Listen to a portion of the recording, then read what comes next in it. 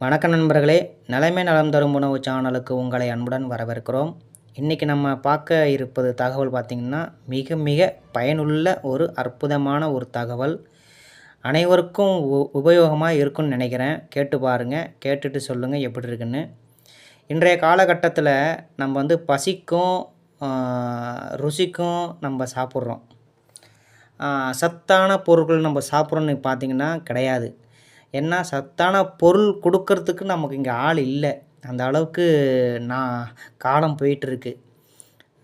ஒன்று சொல்கிறேங்க, உணவு நம்ம டேஸ்ட்டு பட பட பட பட ஆனால் நமக்கு உடம்புக்கு சத்துக்கள் என்பது இல்லாமல் போயிடும். பசிக்கு வேணால் நம்ம சாப்பிட்லாம், ஆனால் சத்துக்களாக அங்கே சாப்பிட்றோம் பார்த்திங்கன்னா கிடையவே கிடையாது. உண்மையிலே சொல்கிறேன். நம்ம எப்போ ருசியை மறந்து உணவாக நம்ம உட்கொள்கிறோமோ அப்போ தான் நமக்கு சத்துக்கள் என்பதே கிடைக்கும். டேஸ்ட்டுக்கு நீங்கள் சாப்பிட்டிங்கன்னா எல்லாமே வேஸ்ட்டுங்க. ஒன்று சொல்கிறேன்.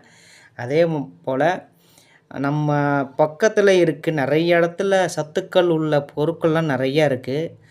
அது எந்தெந்த விதத்தில் நம்ம செஞ்சு கொடுத்தா நமக்கும் நம் குழந்தைகளுக்கும் ஒரு சத்தான உணவு நம்ம சாப்பிட முடியும். குழந்தைகளுக்கும் நம்ம கொடுக்கவும் முடியும்.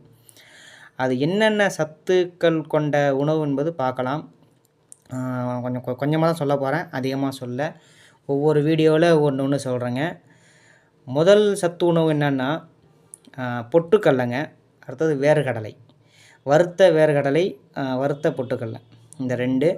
அடுத்தது தேங்காய் துருவல். அடுத்தது பார்த்திங்கன்னா தூய்மையான நாட்டு சர்க்கரை.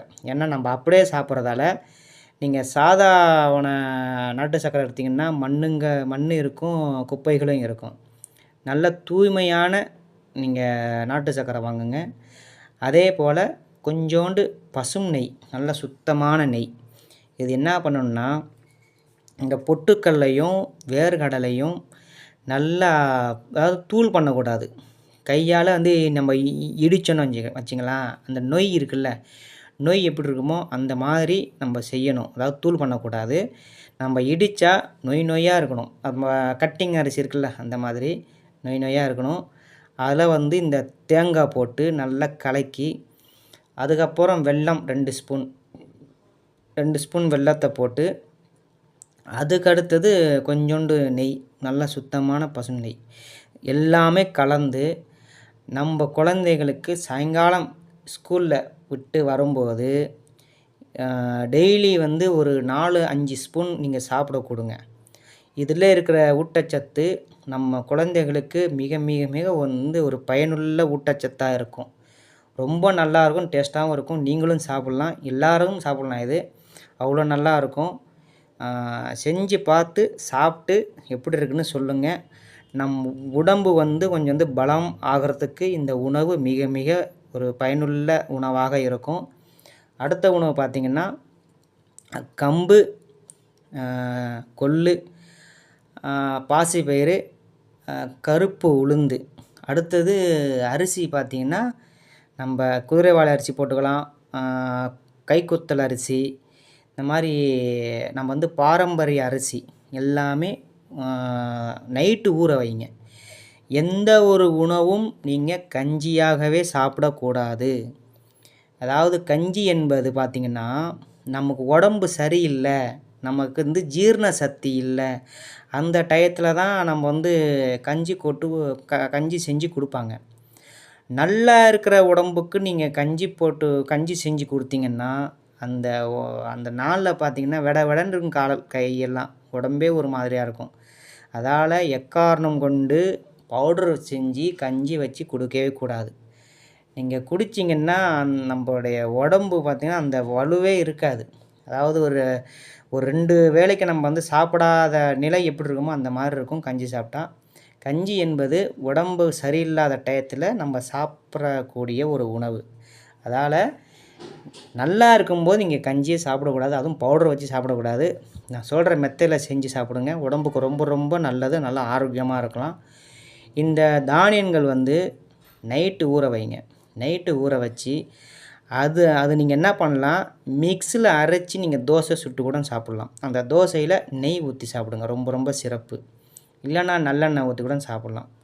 நல்லெண்ணெய் எதுக்குன்னா, ஒரு சில நல்லெண்ணெய் பார்த்தீங்கன்னா, கொஞ்சம் வந்து கசப்பு தன்மை இருக்கும். அதால நல்லெண்ணெய் விட நீங்கள் நெய் போட்டு சாப்பிட்டீங்கன்னா ரொம்ப சூப்பரா இருக்கும். நல்ல வாசனை கமகமன்னு இருக்கும்.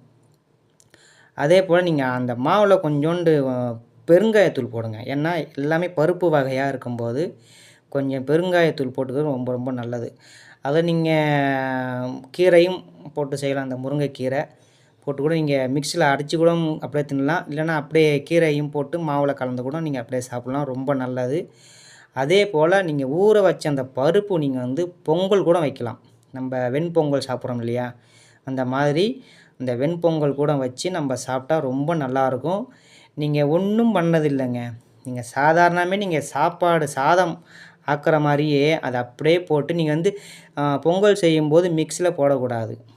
ஊற வச்ச பருப்பு, அந்த தானியங்கள் நீங்க அப்படியே போட்டு வேக வச்சாலே, அது உங்களுக்கு வந்து பொங்கல் பதத்துக்கு வந்துரும். வேக வேக வேக உங்களுக்கு பொங்கல் பதத்துக்கு வந்துரும். அப்படியே நீங்க நெய் ஊத்தி தாளிச்சு நீங்க பொங்கலா சாப்பிட்லாம். இல்லன்னா, சர்க்கரை பொங்கல் கூட சாப்பிட்லாம். ரொம்ப நல்லது உடம்புக்கு. நமக்கு வந்து சொல்றேனே, நமக்கு டேஸ்ட்டு நம்ப அடிமை ஆயிட்டோம். இந்த மாரி ஒரு நல்ல உணவு நம்ம வந்து சாப்பிட்டு வந்தோம்னா, நம்ம உடம்பு வந்து பலமா இருக்கும் உடலு. நம்ப பசங்களுக்கும் நம்ப சத்தான உணவு குடுத்தன்னு ஒரு மன திருப்தி இருக்கும். இதெல்லாம் நீங்க சாப்பிட்டு பாருங்க. ரொம்ப ரொம்ப ஒரு நமக்கு இல்லன்னாலும், நம் குழந்தைகளுக்கு வருங்காலத்துக்கு அவங்க உடம்பு கொஞ்சம் நல்லா திடமா இருக்கணும் இல்லையா? அதுக்காக இப்போ நெறைய உணவு சாப்பிட்றாங்க. சத்து இல்லாத உணவுகள் சாப்பிட்றதால தான் நமக்கு ஏகப்பட்ட அதாவது உடம்பு சரியில்லாத காரணம் வருது.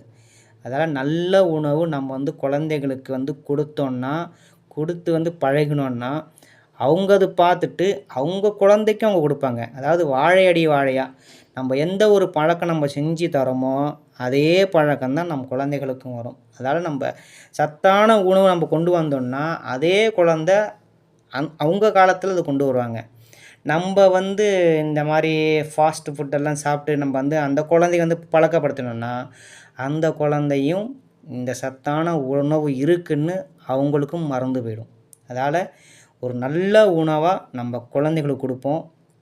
அவங்களுக்கும் சாப்பிட சொல்லி நம்மளும் சாப்பிடுவோம். நம்ம வாழ்க்கை நம்ம நல்லா ஆரோக்கியமா வாழ்வோம். இந்த தகவல் பிடிச்சிருந்தா எல்லாருக்கும் ஷேர் பண்ணுங்க. சப்ஸ்கிரைப் பண்ணுங்க. இந்த சப்ஸ்கிரைப் பண்ணா தான் நமக்கு கொஞ்சம் ஊக்கமா இருக்கும். அதால மெனக்கெட்டு கேட்டுக்கிறேன். சப்ஸ்கிரைப் பண்ணுங்க, ஷேர் பண்ணுங்க.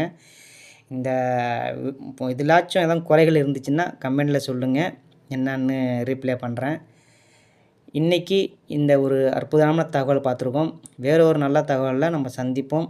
வாழ்க வளமுடன், வளர்க நலமுடன், வாழ்க பல்லாண்டு. வாழ்த்துக்கள். நன்றி. வணக்கம்.